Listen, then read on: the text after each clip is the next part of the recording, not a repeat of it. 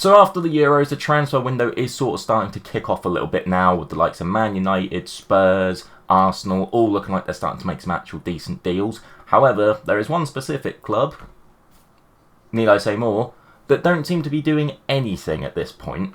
So when it does come to the Redmen, obviously so far there has been a few links as to who Liverpool are sort of looking to potentially bring in. Now, obviously, centre-half seems to be the key one that they've looked at. The main 2 or 3 names that have been thrown around from a Liverpool perspective are Mark Gahey, obviously off the back of an incredible Euros. He's going to be a pretty penny from Palace, isn't he?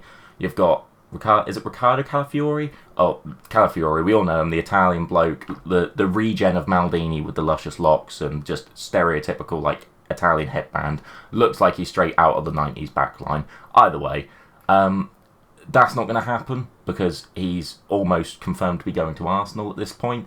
And then you've got the other one who they've been linked with for ages in Lenny Yoro, who has now officially signed a deal to go to Manchester United, which, again, it's annoying when Liverpool have been linked to a player for so long and they don't seem to want to pay the extra few million to get it over the line, because that seems to be a common theme that happens with Liverpool, particularly under this FSG model that they've been famously doing very well with recruiting quite cheap players, making them into superstars, and then either selling them on or letting them just run out their contract, right?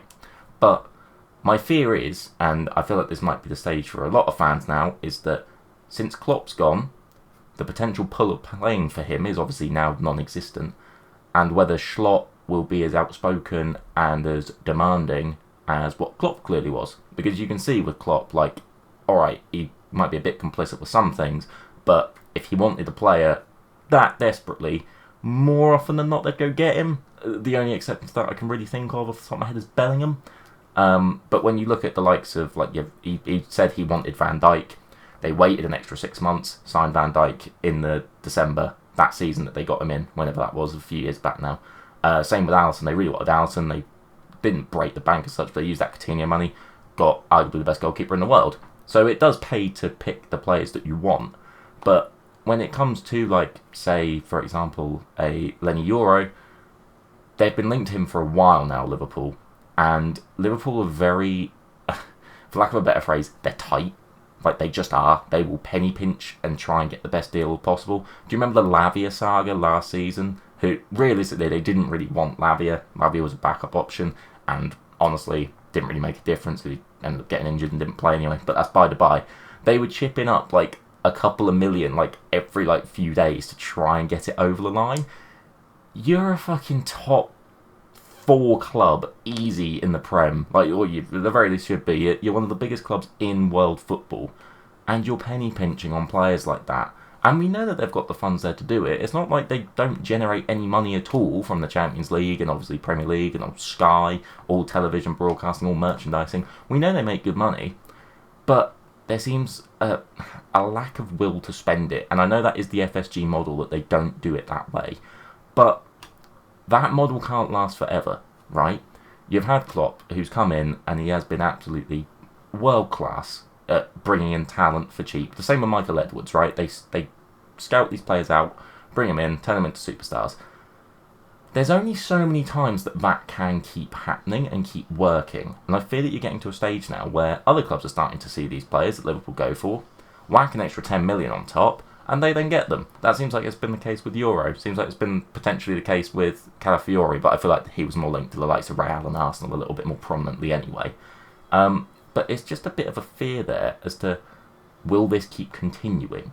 Now, we do obviously know that FSG are always sort of a little bit historically reluctant to put their hands in their pockets and buy these players. However, where my concern comes in this season specifically is that usually when Liverpool want business done, they get it done early, and we're now, 2 weeks into pre-season? At least with training. I know they've just recently played against Preston North End. But yeah, it's a little bit of a weird one for me as to why there's not even really many rumours going around as to who Liverpool could be linked to. I know is it a Silmakin? I don't know, the IRB Leipzig right back. Which personally concerns me in itself if that means that Trent could potentially be going out the door, since his contract's obviously expiring in 11 months.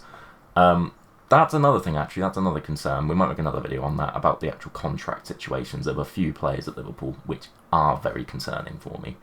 But it's a struggle to understand that you've brought in this new manager in Slot, and obviously Slot has got to have players on his radar that he thinks, right, I want him, I want to bring him in, try and implement my new system, obviously try and win over these players that have been so used and so sort of distilled into this Klopp system.